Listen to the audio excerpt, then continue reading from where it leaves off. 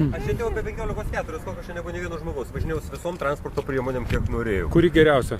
Transporto priemonės iš čia esančių tai įsikvėjus, bet tik tai reikia, kad nuimtų apsaugą greičio, nes dabar uždėta. Tik kai uždėta labai sunku važiuoti, beje, daug sunkiau. Apsauga 250 km/h ar mažiau? 12. O kai nuima, tai siekia 20 su kažkiek.